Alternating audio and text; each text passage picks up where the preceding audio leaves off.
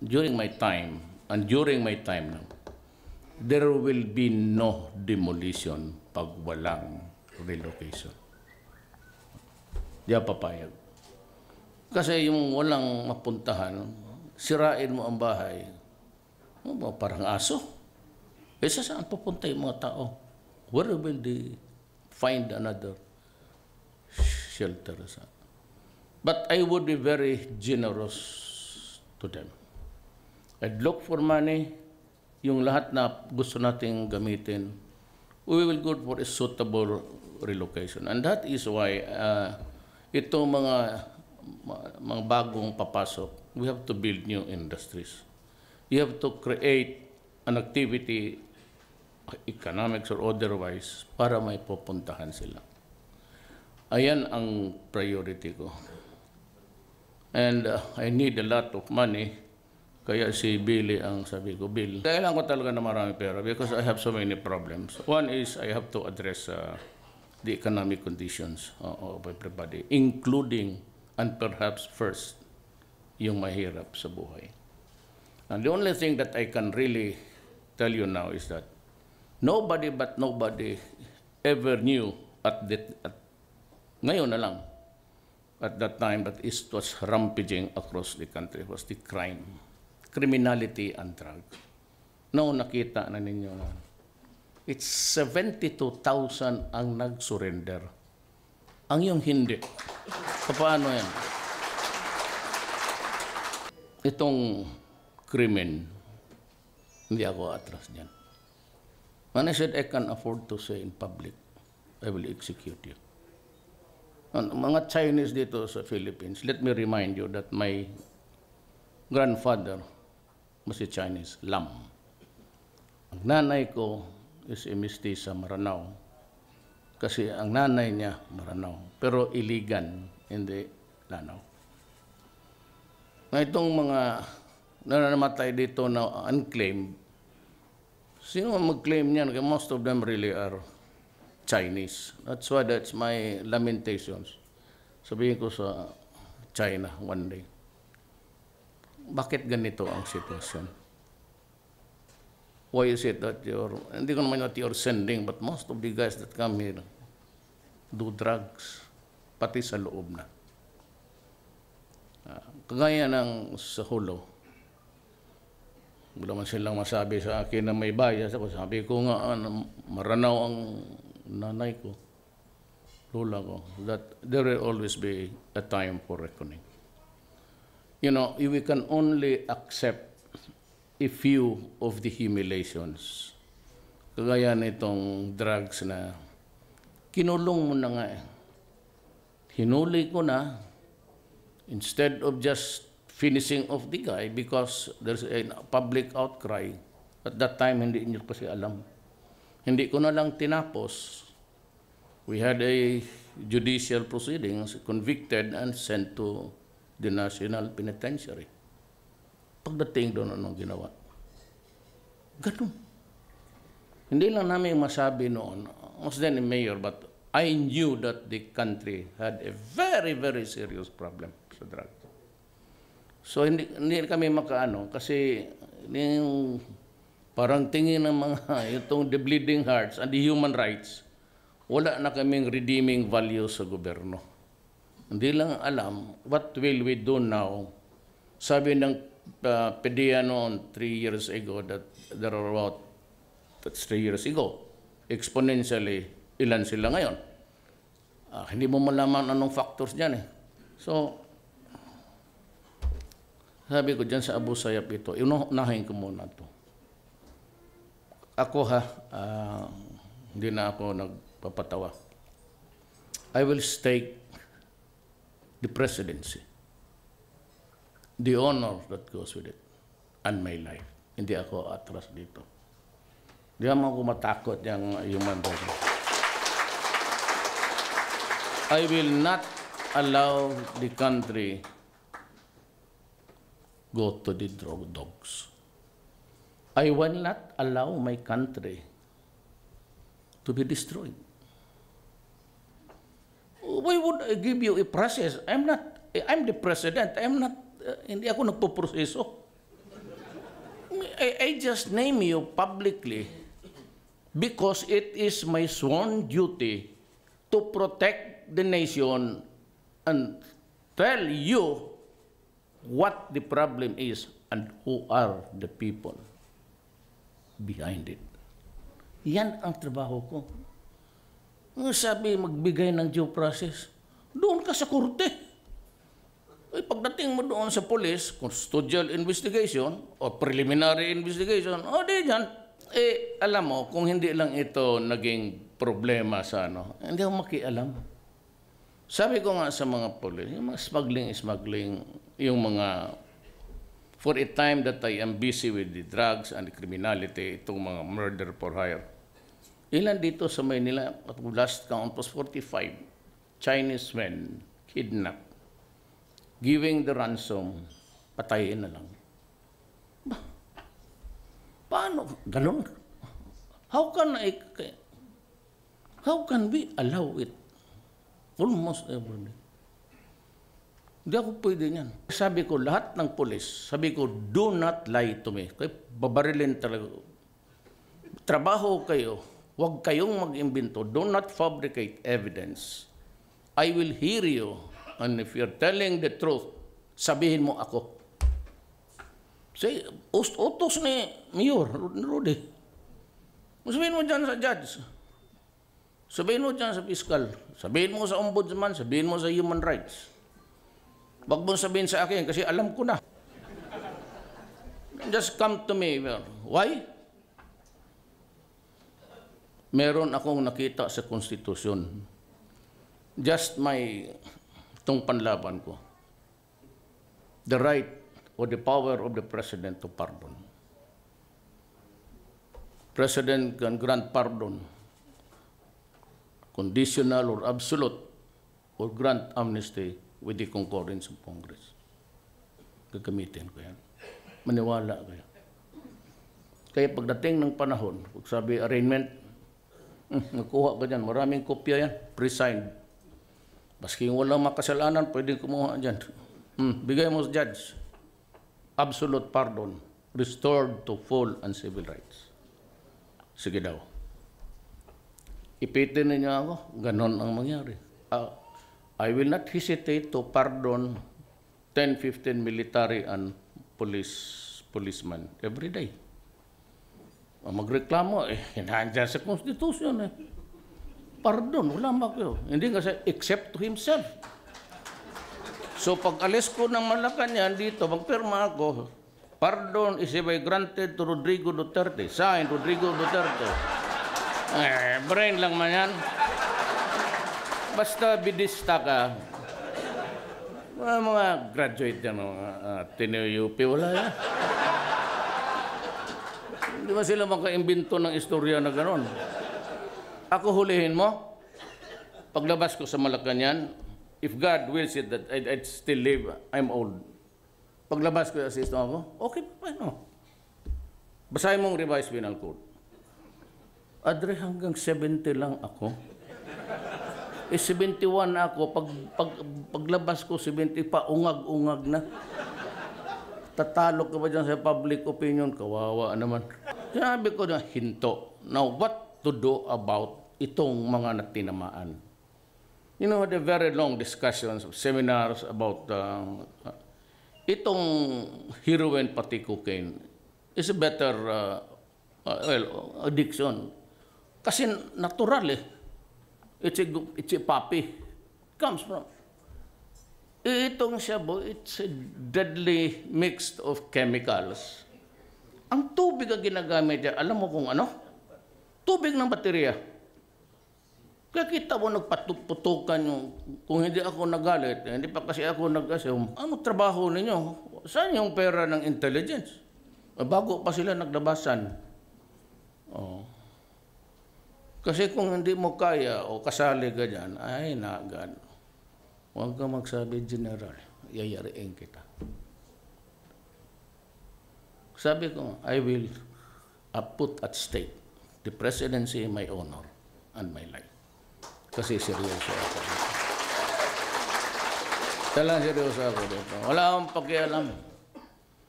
Ang paradigm ko, hindi dito sa Maynila, sa Mindanao. Patayan ka agad. Ay, nalaman ko. Ay, bakit ko papalitan? It is serving the country well. I know that it would put me, siguro, I will retire with the reputation kay Adi Amin. Oh, ganda. Pero itong akin kriminal, hindi naman mapapatay ng isang tao. So, what do you make about these guys cooking inside? I said there would be a reckoning. There were always... Kaya itong ano sabi na, puro matay abogado ito halos. Kasi mayroon tayong death penalty noon. Wala man nangyari. Bakit mo i-revive ang death penalty ngayon? You know, there are two interpretation of the penal or punitive laws over land. It is the positivist, which is that a man could still be... How can you... Or the classical. Ako, classical. Retribution. Magbayad ka sa ginawa mo. Ano ito? Libre ito sa mundong ito? Bayad ka. Ngayon, yung Shabu, how can we rehabilitate? Nung sinabi ng mga forensics, may ano ako dito. Nagbisita yung mga sabi nila kasi it's being cooked somewhere also now kasi mahirap ng supply, it's being interdicted with regularity, and they say that ang brain ng human being constant use more than a dozen times it begins to shrink the brain of a person. So sabi nila, on the larger scale, rehab is no longer a viable option. So what will I do with it? Nasira na ngayon. Paano yung mga pamilya nila? Bleeding hearts, human rights. Anong gawin mo sa mga pamilya nila? Pobre. The world will not listen to you. Nabasok ako dito kasi nanay ko lang, ang tatay ko hold upper, ang lola ko. I cannot listen to stop and listen to your story. I have a country to protect. And each and every one, sabihin mo lang na, a part of the network. I have to destroy the drug network in the Philippines. Kaya nga hindi ako bumira sa gambling ngayon. Why? Because of focus ang lahat, pati police. So instead of focusing on drugs this time, dagdagan ko pa ng we are stretched thin sa tao, sa warm bodies. Kasi kung i-focus ko sa ibang bagay, paano yan?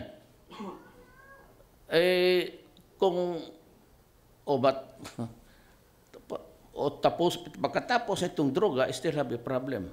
May network na Hindi ko pwedeng mauna. Dublado na ang kalaban ko.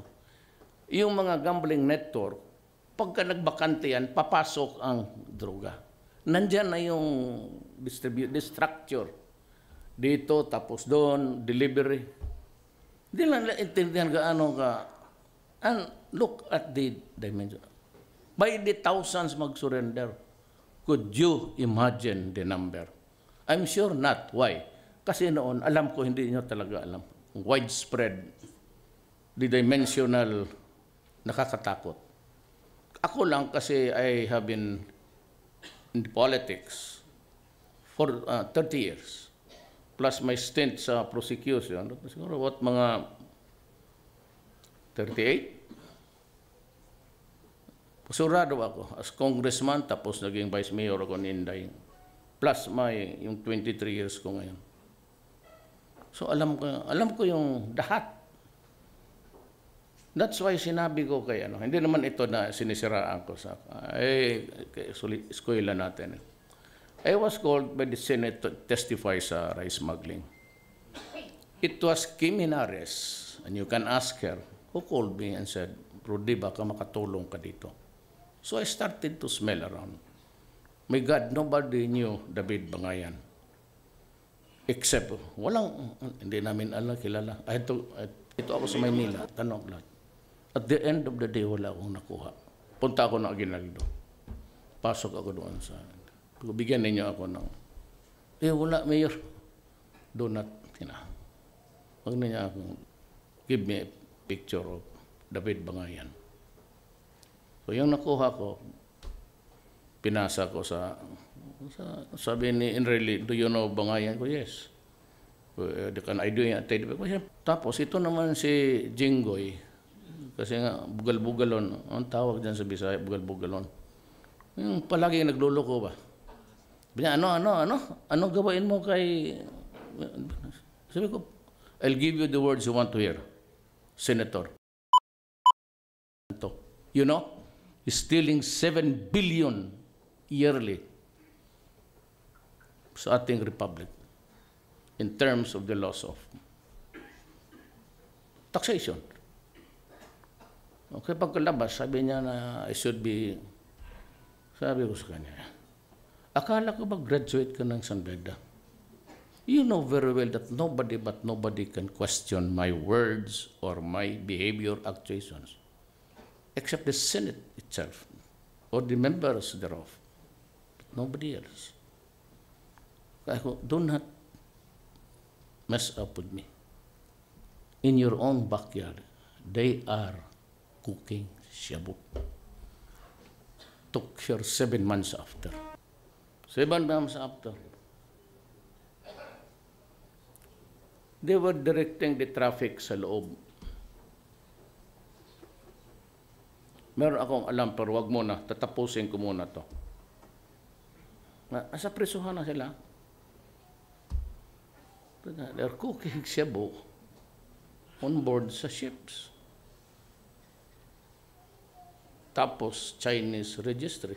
At the proper time. Wag muna ngayon because it's just a bigger issue about it. But magpakita ako ng restraint muna ngayon. Pero when I come face to face with them, makinig kayo. Sabihin ko talaga ang sama ng loob ko lahat sa kanila. I don't expect you to keep faith in me or to believe in me all the time. But for the love, God is there. I have never killed an innocent human being. Never. Ayaw ko talaga. There are things which we have learned in life, the values that were transmitted to us by our parents, and of course as lawyers. Pero I'm ready to jettison off everything that would... Basta ako, diretso ako. At the end of the day, if I turn out to be masama, so be it. If I die, suddenly, so be it. Impeach, so be it. Basta nakita ninyo ang trabaho ko at hindi ako aatras dyan. Kaya the other day, naglabas si Secretary Jokno, sabi niya na hindi matuloy yung increases ng sweldo ng mga police pati military. But I just kept quiet. But during the campaign, I really promised the police to double your salary, pati military. Why? I cannot run a country that is corrupt sa police. How will I do it? Corrupt ka. So, sabihin mo, hulihin mo. Wala, maghuhuli. Kasali sila sa... Look at, sabi ko nga, malalim to. Hindi, wala lang kay Manawara. Sabi ko, at that time, I was not at liberty. Ngayon may immunity ako. So, ang trabaho ko is just to inform the people the right to be heard ang public of what is happening to his country. That's the point there.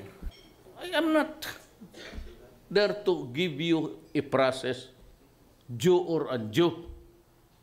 Ang presidente is the chief enforcer of the laws of the land. And he sees to it that the public is informed of the dangers confronting his community. Yan ang trabaho ng mayor, according to the interpretation of me. Wala pak. Taga Sebeda, due process. There is no process in my mouth. My duty is to tell you, Juan de la Cruz, ito yung nangyari, ito yung mga general nagpapatakbo ng droga, kaya ito blossom into something like a monster across the nation. Alam ninyo, common sense would tell you na kung walang military o police for that matter na tutulong, hindi ito gagana at create a problem addicting 3 million. I said that was 3 years ago. Exponentially at conservative estimate. Basta dagdagan mo lang ng 500.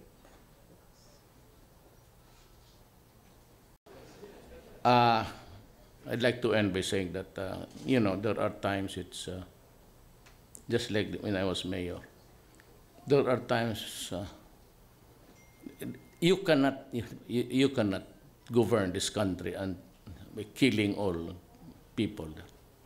It's impossible. It's well nigh impossible to do that. You're not there to kill your own countrymen. But at the stage of our life, 2016, we have a very serious problem. And there are things which I have to do because it is I'm the only one who can do it and nobody else. So with that long message, ako naman, sinabi ko na, everything will, pag alam kong inosente ka, wala ka talagang, like at Davao. Look at Davao now. Pira mo. Sabi nila na pinapatay ang mga tao. Oh, well, tignan mo. Makalang. Tignan mo gaano kalinis ang Davao. Kasi sinabi ko, itong mga mayors na ito, hindi solo ang gobyerno. Wala man kayo akong nakita. Yung mga kalsada dyan, gano'n yung mga, kung sino-sino lang magparking sa gitna pa. Well, I'll give them time. Pagka hindi, I look into the discretionary funds and their intelligence fund. That's the source of yung milking cow. Well, the others in this country, ito na ang last ko. Itong mga elitista, pati itong mga imaman, living off the fat of the land of the Philippines, walang maginawa kundi mag-connection nila online. Dito, magpitik man yan. So, ba't kung ang nagpost sa tagalabas, hindi natin alam kung ano ang koleksyon na tagalabili. There is no way of knowing how to collect taxes on bets outside of the Philippines. Online eh. So this has to stop. Ako dito, I'd lay down, I said, drugs, criminality, and corruption. Period talaga yan. Corruption will stop. And I will take away the privilege of mga tax exemptions na malalaki. Wala nang naman. Hindi nyo alam yung mga helicopters nila, mga aeroplano. Do not do that to me. Bayad kayong lahat. Marami dito, Gutierrez. He not only destroyed Tubay in Agusan del Norte, sa laging parang dinaro niya, wala na akong nakita. You're supposed to plant trees. Ngayon, pag wala akong makita na kahoy tumutubo dyan, I'll cancel your paper. Kung multinational ka, wala.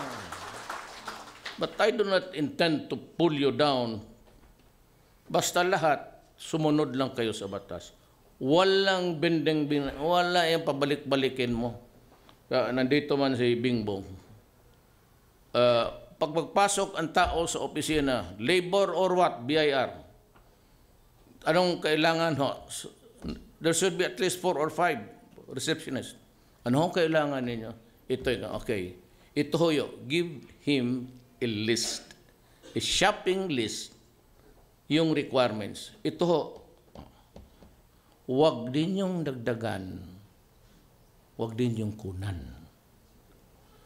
Pag na-comply yan, isubmit niya. I want it recorded by journal. Received the application of Rodrigo 34 employment in Oman. Tapos tignan ninyo.